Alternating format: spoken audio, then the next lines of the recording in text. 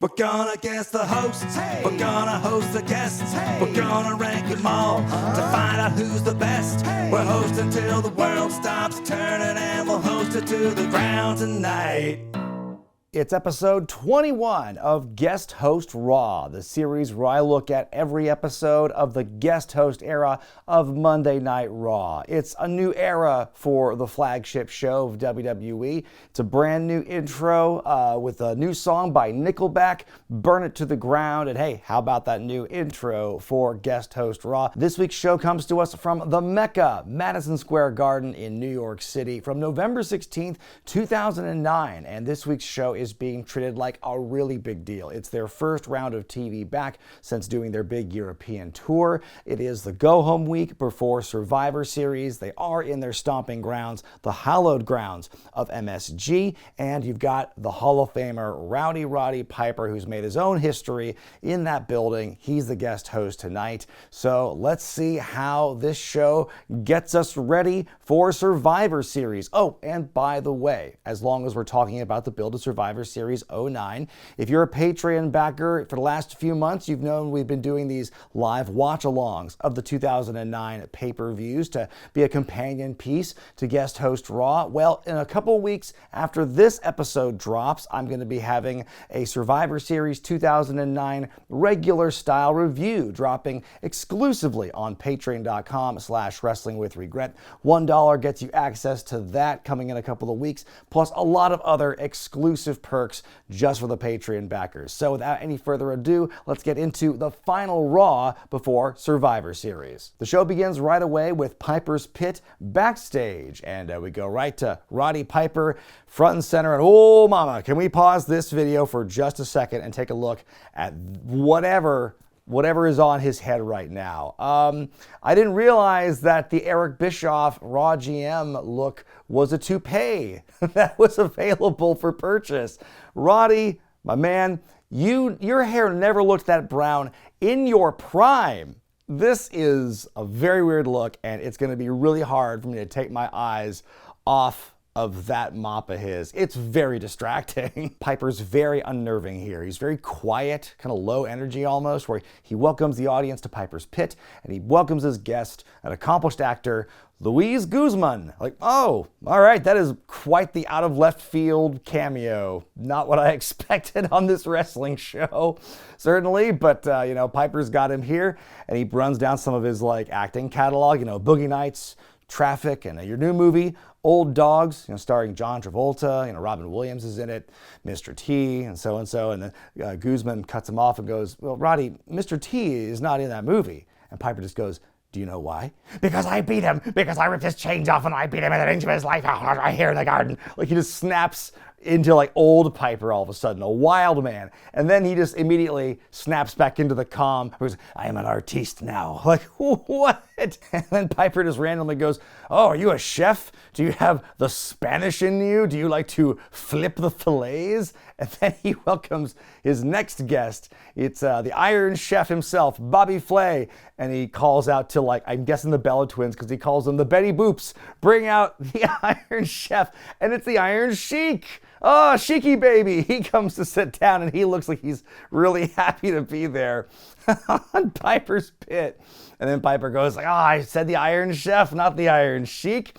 And Guzman's kind of marking out for the Sheik. Oh man, it's so good to meet you. I loved you and Hulk Hogan. And then Sheik just wakes up and goes, Hulk Hogan, that no good rat. I fuck his ass. I make him humble, Bubba. And the camera just pans away as he's ranting.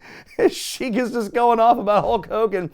And then Piper's like, oh, sometimes he just goes off and, goes the days in. That's where he gets his robes, But he was very good with Hulk Hogan. And then it goes back to Sheik. Hulk Hogan, I fuck your ass, Bubba. And then the Bella Twins enter the shot, and then everyone on camera just looks in and goes, live from New York, it's Monday Night Raw. And they tried really hard to get all that synchronized. But that's really the whole crux of this guest host kick the company's on, isn't it? They kind of want to be an SNL for the Sports Center crowd so badly, but they don't know really which audience to best serve. But what a bizarre opening bit this was. This was hilarious for so many different reasons. You have up and down Piper with the Eric Bischoff hair, random cameo from Luis Guzman, Iron Sheik.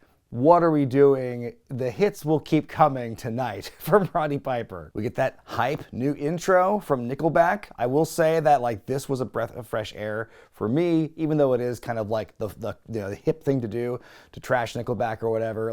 I was sick of the Papa Roach "Wanna Be Loved" song. I think that really overstayed its welcome for me. So I was glad that it went to Burn It to the Ground personally. But anyway, we've got the cool the MSG setup they used to have back in the day with the swinging doors for the set. I like that look. It's so cool. It's just so distinct.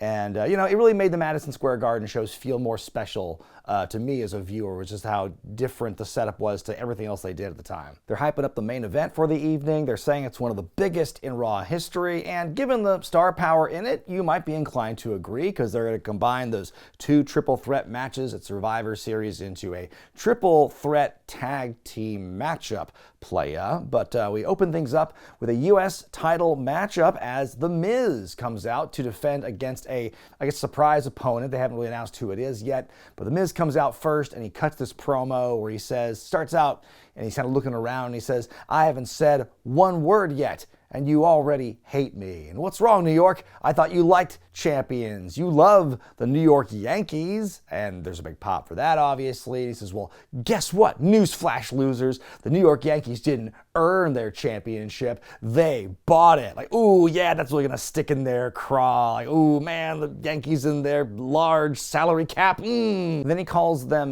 you Norkers on accident during his promo, and he says, "This is what a champion looks like." I think this is the beginning of him doing the moneymaker taunt that he would end up doing a lot more in his Hollywood days. But this is kind of the beginning of that. And he calls out Roddy Piper for making this match, and he can't even differentiate between the Iron Chef and the Iron Sheik.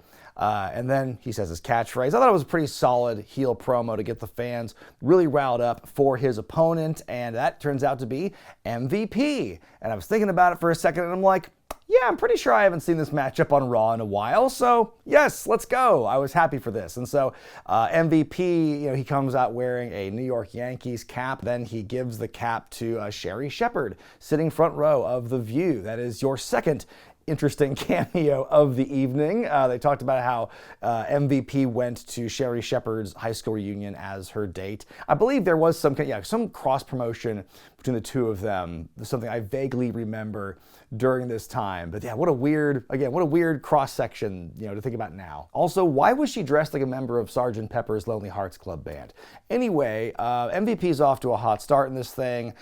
He's climbing back into the ring. Miz kicks him in the leg, and then on the outside, Miz just shoves MVP, the back of his head, into the ring post. I'm like, oh, that looked especially violent for some reason, but MVP is able to fight back, and as he's doing the ball and elbow drop, Michael Cole's like, "Oh, do you think the 1-9 Knicks should take some pointers from MVP for this one?" MVP tries to skin the cat, but The Miz catches him, kicks him in the stomach, hits the skull-crushing finale to win and retain. And well, that was certainly a 4-minute match, and that is really a big theme throughout the night. You're not going to see a whole lot of long matches throughout the course of this evening, but I did think they told a good story in the small amount of time they were given, so at least it was a fine match for that. They show us a recap of last week's boxer versus wrestler match in Sheffield when Ricky Hatton KO'd Chavo Guerrero, and then we come back from that. We see Chavo in the ring now to take on Santino Marella one-on-one, and I actually looked it up. The last time they had wrestled one-on-one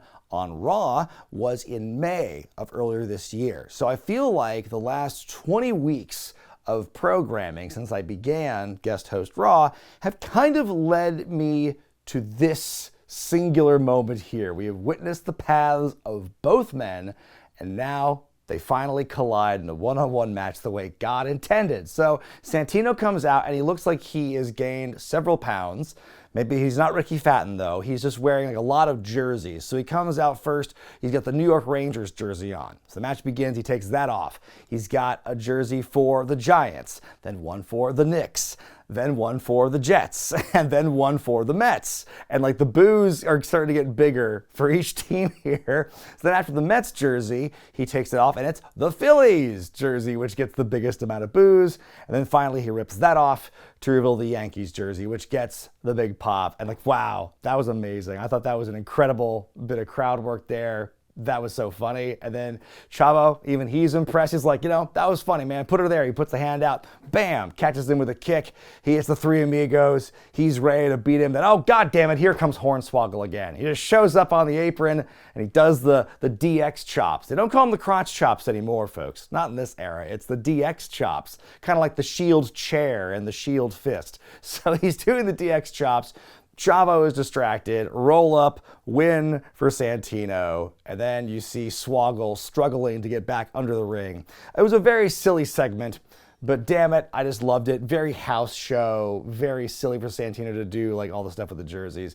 That got a pop out of me. Then after the match, DX's music plays, and this segment is going to continue. Great reaction in MSG for DX, and so they're starting their spiel. Triple H says, we were going to come out and we were going to, embarrass some people, sell some merchandise, that sort of thing, but we're not in the mood to do that tonight. And Sean goes, no, we're not going to let you know that there's a Borders bookstore connected to this building, so on the way out, you're free to get, buy one of these great DX books. And then they're like, well, for you, it's free. And they throw the book out and like Sherry Shepherd catches it. And they're like, Sherry Shepherd can't afford our book. So then they address the big elephant in the room. Can DX coexist in the big triple threat match this Sunday for the title? And they bring up how Cena implied that DX could implode on Sunday, and then Triple H goes, I don't even know what implode means.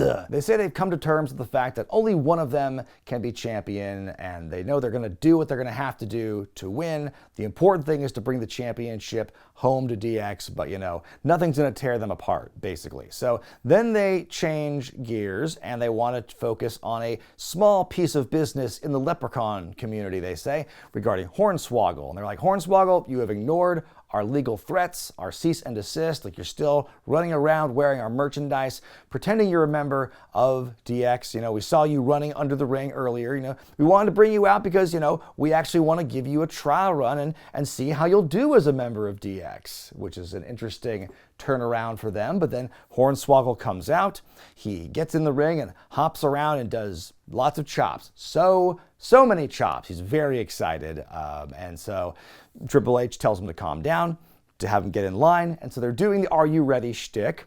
So for the thousands, the millions, and then Triple H goes, and for Hornswoggle, a little man who shows that perseverance and determination can make the smallest of big dreams come true. And then it's like, let's get ready to hit Hornswoggle with a pedigree. And so Triple H just kicks Hornswoggle. He holds him in there for the longest time, just looking around. The fans, I think, are kind of like telling him not to do it. Like they don't want him to pedigree the guy. Also, I feel that like the length of time he was like holding before dropping Hornswoggle was longer than it took for him to pin Booker T after hitting the pedigree back at WrestleMania 19. Anyway, he finally drops him with the pedigree, and then they do the catchphrase at the end. And I'm like, wow, these guys are really mean. But they do, they pull out the small gurney, the DX branded gurney, and they put Hornswoggle on it, and they carry him off. And that was just an incredible segment. I forgot about this. I know that like everyone's kind of gearing up for Little People's Court. We're still a little ways out from that, no pun intended. But we are, this is gonna, lead to more of that. I totally forgot that this happened. It was hilarious. Just sort of like, wow, DX are huge assholes.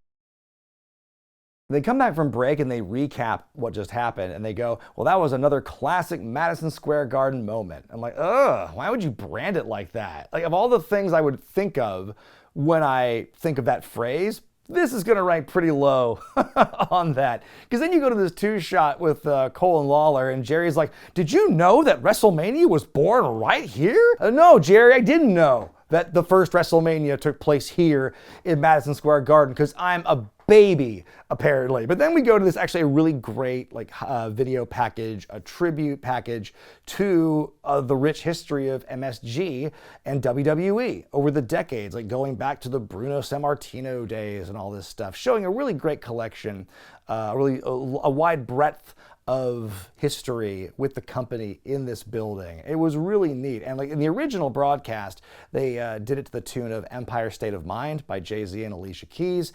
In this version I'm watching, it is definitely not that. It is just a really bad dub of some, it's not even the same sounding song. It's just a really bad imitation. But I was able to kind of fill in the blanks in my head. And so yeah, it was a really neat package. Back in the pit, Piper is talking to himself and admiring his nuts, his coconuts, that is. And then all of a sudden in walks Chris Jericho with no shirt and jeans. That is an interesting look for him for these backstage bits. And so I cannot get over how shit Piper's hair is, by the way. It's like I can't take anything that happens in this scene seriously. So Jericho's like, coconuts, fire hydrants, and big posters of Roddy Piper. And Piper just goes, yeah, you want one? No. Oh, this is really great back and forth. So Jericho's like, you should have posters of Chris Jericho here. And then he just goes on to repeat the same shit he always says. You disrespect me. You didn't ask me questions. You didn't come to me. Come up with some new material, Chris. I'm begging you. You've got some pull. Ad-lib a little bit. So as he's talking, Piper just all of a sudden starts blowing his nose. And then Piper cuts Jericho off. He's like, don't go anywhere. I want to show you something. Oh, little Chris, meet big Chris. Aha. And so it's actually Chris Masters. He takes him in by the hand and shows off Chris Masters. And he's like, oh, I saw him do this really funny thing the other day. Boom shakalaka, play the music, haha. And so then I'm assuming it's Boom Boom Boom by the Black Eyed Peas. But again, the version I'm watching is dubbed. But then you've got Chris Masters doing the dancing pecs to Boom Boom Boom. It's like, oh my God, I was warned about this, that this would happen, that we were gonna beat this to death. And here we're getting it. And so Jericho is just kind of flummoxed at the dancing pecs. And then the Bella Twins are like, ooh, wow, what a man. And then they just walk off with him. And then Piper just blows his nose some more. And then he slaps Jericho in the chest and walks off. And Jericho has this disgusted look on his face. And that was it. Wow, was that supposed to build to something? Are we getting anything of substance from Roddy Piper? He is such a chaos demon. He is just a little mischievous gremlin tonight on this show. Not really here to do anything administrative.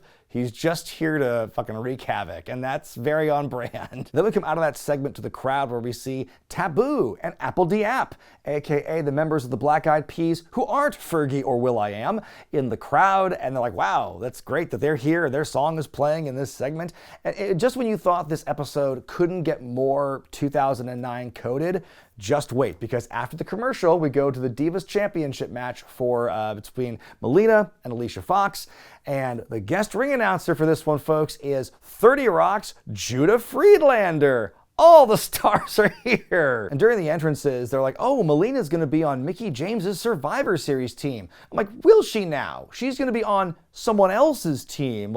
Okay. That's weird. It's not the Champions team versus the Champions team, because SmackDown's got Michelle McCool. Melina's the Divas champion, but Mickie James, who is one of the most jobberific Divas champions in history, is the captain? What? So Alicia, who by the way, she won the title match a couple weeks ago on Raw, she leans into the mic and she tells Judah to introduce her as the next Divas champion. And Judah goes, oh, no can do. I came here for two reasons. One, to watch Melina's entrance, woohoo! And two, to announce that this match is now a Lumberjill match. And he goes oh yeah, it's on. And then just cat calls the ladies as they make their way out. It's a very soft preview to the Divas Survivor Series matchup, because all the other ladies involved are the Lumberjills. And early on, Alicia gets thrown out and she barely avoids getting caught by the Lumberjills. Melina does get thrown out and she is just descended upon immediately for a couple of seconds. One point at the end, Alicia's going for this crucifix move, but Melina counters counters out of it, hits a code red to win and retain. Another blink and you miss it matchup. The Lumberjills were really not good for much in the match itself, but then after the match, we get a big lady brawl, and then it ends with the Mickie James's team standing tall at the end, and Judah Friedlander does a little shuffle of some sort at the end. This episode truly is a time capsule. We kick off the second hour of the show. Justin Roberts introduces, as he says, one of the most outspoken and controversial stars in WWE history, the Hall of Famer Roddy Piper, who gets a great ovation in a building that, again, he had so much history in, and, very nice ovation. He seems very taken aback by this, and he opens up on the mic and he says, all the standing ovations I get, it's because of you. I'm like, well, yeah, they're the ones doing the standing for you anyway. You gonna stand in my face like that all night? I'll kick you in the slats. He says, I made my name in New York. I did a lot of bad things here in this city. Only New Yorkers would be able to tolerate me. And he says, I embarrassed Cyndi Lauper here in this building. But, she was embarrassing herself a lot. She bop, he bop, we all bop, that sort of thing. Like he's like trailing off. Like he's almost sounding like an old stand-up comic who's like trying things at an open mic and is kind of failing. Like he doesn't really have his all in it. He name drops Lou Albano and Bruno Sammartino and Andre the Giant and Hulk Hogan as some of the people he has crossed paths with in this building. And he goes, when you mess with Roddy Piper, you end up either bald or dead. And then he goes, I like the dead ones more than the bald ones. I'm the reason Hulk Hogan's got no hair. Which is a great line. Then he quickly looks at the notes on his hand and he goes, I've done a lot of despicable things in this building and I've loved every minute of it. But before I go, there's one last thing I want to do. I want one more match with Vincent Kennedy McMahon. Huh? What are we doing now? What's this got to do with anything? And he's like, I know Vincent Kennedy McMahon is a big fan of mine because when I went on HBO Real Sports with Bryant Gumbel, he saw that and he fired me in this very building. Ooh, I remember that controversy. Piper had just come back into the company. Then he did a soundbite with Real Sports where he's like, I have no pension. I'll be lucky if I'm alive by the time I'm 65. He did not paint a good look for wrestling. And so they fired him. And I can remember that Sean O'Hare's career was never the same after that. Then out comes Mr. McMahon himself, strutting more than usual. Of course, like the big McMahon family legacy in that building, 4 generations of McMahons. And I think the last time we saw him on air, I want to say it was in August, the week Floyd Mayweather hosted. They did the birthday celebration for him. So right off the bat, Vince makes fun of Piper's dye job. I don't blame him. That was the first thing I noticed as well. And then he says, the worst thing you've done in the Garden, all these despicable things, the worst thing you've done is show up here tonight. When was your last 100,000 mile checkup, Piper? And he makes fun of his arms and his legs looking skinny and all this stuff. And he says, the one thing that hasn't gotten old and wrinkled and shriveled in your time, Piper, is your kilt. And Vince goes, if I fought you, Roddy, then I would bring shame to my father and grandfather who promoted in this building. And Roddy goes, well, you've got a lot of other reasons to be ashamed of you, Vince. How about this suit that Mr. Gotti got you and all this sort of thing. And then they're making fun of each other's hair again. And McMahon says, people come up to me and say, oh, I hope I look as good as you when I'm your age. But the fact is, these people don't look as good as me now. And he says, well, unless there is some better competition, then I am going to be officially retired as a performer. And well, let's circle back to that in a few months, mister. Then Piper's like, retired is another word for coward. Let me tell you something. I've been in 7,000 car crashes, 30 matches. Reverse that, 7,000 matches, 30 car crashes. I'm like, holy shit.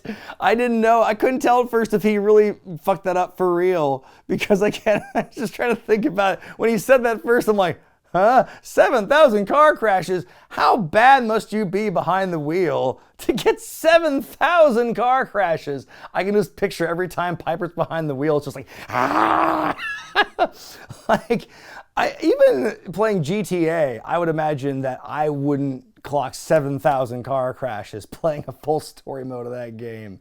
And I guess after WrestleMania 3, it felt like Piper maybe wrestled 30 matches after that. So Vince makes fun of him for fucking the lineup, and he's like, you should be afraid of that, you fool, because I'm not sane. I've been electrocuted. I've fallen out of a plane. I've beat cancer, and if I can beat cancer, I can beat you, guy. And that gets a big pop as well. So then Piper's like, I'm giving you this challenge, and we're going to come out later, and I'm going to make you retire in full. And so he walks out, his music's playing. That was nutty enough as it was. But then Piper looks back at the ring, and we cut to Vince McMahon, who's holding both the microphones like this, and he's like doing this like in his mouth, like in his eye. What is this? What is this thing he's doing?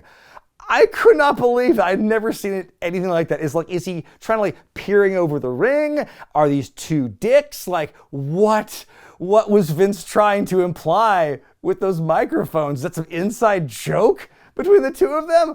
Like that very last thing you see, that's the last visual before we go to the next, like the break or whatever. What a insane way to end that. Like you got Piper and Vince doing a promo off. Roddy Piper says he's been in 7,000 car crashes. Get out of the way. And then Vince McMahon's got the two microphone dicks in his eyes and in his mouth. What is happening? Then after the break, Sheamus makes his way to the ring, and he gets the mic and says, my name is Sheamus. I knew it wasn't going to be long before he dropped the me name is Sheamus. And he says, I've been here on Raw for 4 weeks, and I've already taken one man out of competition entirely. And so I'm going to make an impact here by annihilating the next person to come through those doors. So he's basically issuing an open challenge. Nobody's answering. Sheamus gets frustrated. He kind of paces outside the ring. Then all of a sudden, he grabs Mark Yeaton, the timekeeper, the guy who throws the beers to Stone Cold, man. Grabs him by the face, and you can hear Mark like, what'd I do, man? And then like he beats him up, he throws him, and he slides all the way across the announce table, which was a hilarious visual. So he's like laid out on the floor. Jerry Lawler like slowly gets up, and he's just kind of like, come on, man, what are you doing, man? And like he just kind of like softly talks to Sheamus. And like, you think he's gonna stand up and like gonna go to Sheamus? No, he just kind of walks over and is gonna check on Mark Yeaton. And then Sheamus bro kicks him in the head, and he is laid out. So again, very big. My favorite part of this, actually I forgot to say, when Sheamus is beating up Mark Yeaton, you can hear the referee go, hey man, get inside the ring. Like, what do you mean? Like, bring him into the ring? So yeah, that's the whole thing. Can Sheamus be stopped? What a bastard he is. My question is, like, if he's assaulting timekeepers and announcers and things kind of like unprovoked, shouldn't this have some kind of like ramifications? Like, I know he's booked on one of the other Survivor Series matches, which I think they don't even actually plug on the show now that I think about it, but like, wouldn't that have some kind of like result? Oh, you can't be in the match or something. I don't know. I'm thinking too much about it. After the break, we see Matt Striker making his guest host Raw debut, filling in for Jerry Lawler. The rest of the night, they break down some of the big matches coming up for Survivor Series. And then, folks, are you ready? Because it's going to be Evan Brunn going against Jack Swagger. Yes, folks, we're continuing the best of 50 series against these two individuals. Fucking kill me. But, I will say, they do save us some match time, because they do, like, after the entrances, they go to break, they come back, and the match is already in progress. And you know what? I've been complaining about short match time so far tonight. This one's better, you just get to the chase. So actually, it's a good little sequence here.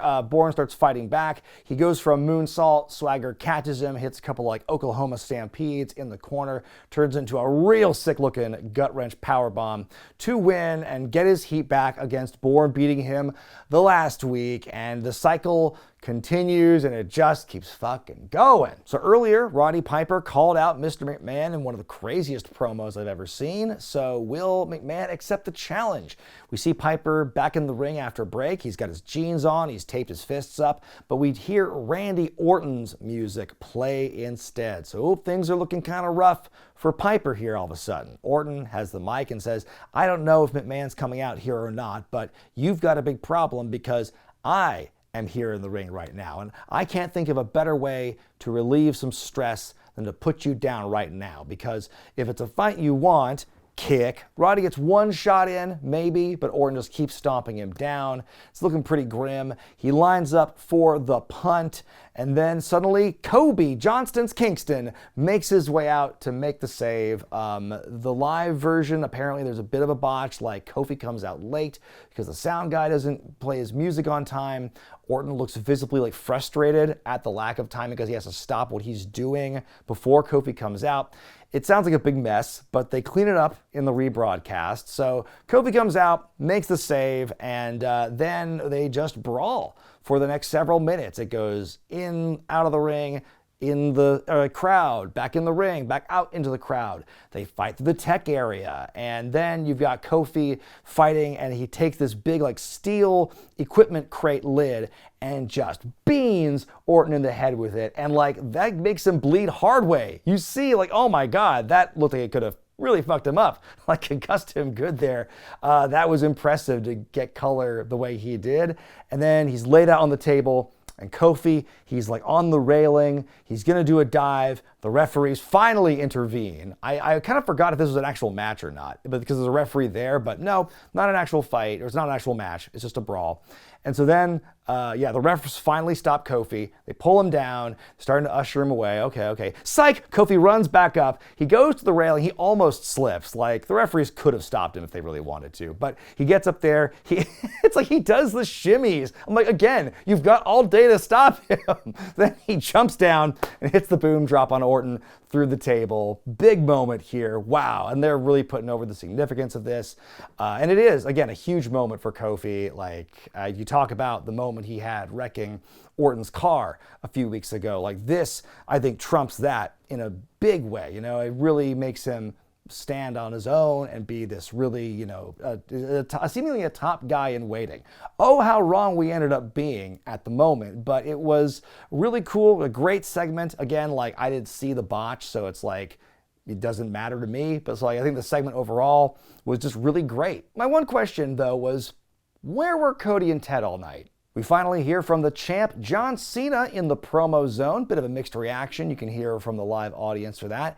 And he says, New York, home of the world's most famous arena. And tonight we're going to make more WWE history because we've got, Chris Jericho and The Big Show, also known as Jeri-Show. And they're going to be taking on DX, the best friends that never say die. They'll always sell you something, versus John Cena and The Undertaker. Gets a big pop, and he pauses and he goes, which seemed like a really good idea at the time until you realize he's impossible to get a hold of. I feel he might actually be dead, which is pretty funny. Like, I think that was a nice kind of like wink and a nod to like the practicality of trying to communicate with The Undertaker for anything. Then he pivots to Survivor Series and he goes, how can one man survive, DX in a handicap match for the championship? And as he's talking, suddenly the stagehand comes in and like hands him this note. Like right after Cena said that. So Cena grabs the note and he reads it and he's like, oh, is this real? Is this really happening? Like, he doesn't believe it a second. He's looking around, getting confirmation. And he's like, oh, well, I made a mistake. I've just been informed that apparently it's not a handicap match. It is a triple threat match at Survivor Series. Like, wait a minute. Like, I thought you already knew this.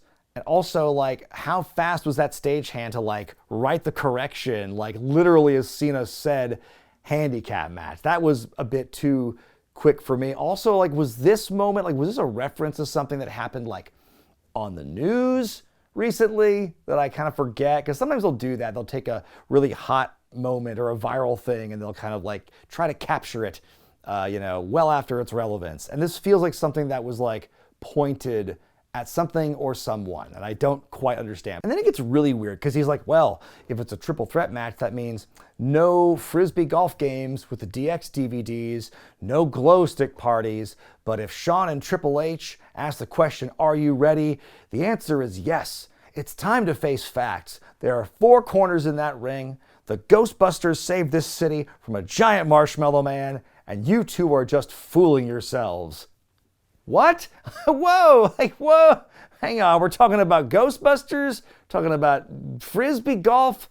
with DVDs. Like, where? I feel like you missed a step in this promo. And then he wraps it up by saying, at Survivor Series, I know what my choice is, but you guys have to make a choice. And you know, it's a good thing you'll have your friendship after Survivor Series, because you guys are gonna need that shoulder to lean on once the champ is here. And I'm like, well, he pulled the nose up at the very end and managed to stick the landing on that promo, because boy, in the middle, I was turning into a Roddy Piper promo. I fucked a Ghostbusters Marshmallow Man, yeah! Main event time, one of the biggest in Raw history, they say. It's a triple threat tag team match as the team of John Cena and The Undertaker take on Jericho and DX. And it was really cool to see Undertaker get like the druid treatment for his entrance this time. You know, it's always special when the dead man shows up at MSG. Kind of a funny moment at the beginning where, you know, Taker and Triple H are staring each other down, and they both kind of glance over at the Big Show, and he's like smiling at first. He's like, huh? You kind of realize it's about to turn on him. We get some in-ring work with Undertaker and Shawn Michaels, referencing their classic match at Mania earlier in the year. We get Cena doing like a blind tag to Taker, which he doesn't seem to like and the crowd doesn't like. I don't know why we're building tension with these two guys. They're not the ones fighting on the pay-per-view on Sunday. It's going to be the other two teams who will be opponents in their respective matches. Everyone starts getting their shit in. Everyone's hitting all their signatures. Cena hits the AA on Triple H and pins him clean. Like, wow, that's really surprising. Like, he didn't get hit with a weapon or a bunch of finishers or nothing. It was just like one AA, boom, boom, boom.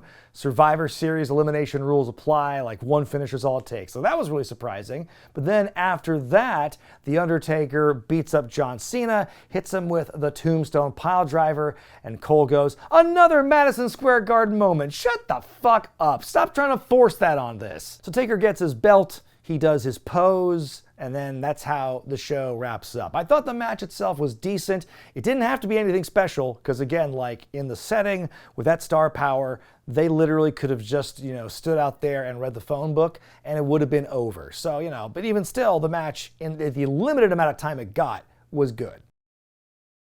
So my rating for this week's episode of Raw is a 3.5 out of 5. I originally wanted to give it a higher rating because this did feel like the most Raw episode of Raw in a long time, if that makes any sense. Like, they really put their eggs into the MSG basket, like I alluded to in the Sheffield episode with the amount of star power and everything, and they really packed this one deep, not just with Piper, but the other like celebrity cameos and whatnot, and a lot of moments that were cool. Certainly not a lot of wrestling. Lord knows there wasn't much of that to enjoy. I think what ultimately like kind of hurts it for me is that for a 2-hour show, having legitimately less than 20 minutes of wrestling time is pretty fucking egregious. And also for a go-home show going into Survivor Series, there's not much new reasons for me to care about Survivor Series. I feel they kind of like planted all the stakes 2 weeks ago before they even did the European tour. So this one just feels kind of like you know, an exhibition lap before we get anywhere with the pay-per-view itself. Now, as far as Roddy Piper goes, this is an interesting one to rank because I don't think he did a single administrative thing throughout the entire show. I mean, The Miz alluded to him making a match, but like, I don't think any of this show was booked with like him having made a single match, because like most of the ones they were hyping up were announced ahead of time. He was pretty much only there to start shit with Vince and to have his like backstage Piper's Pit moments.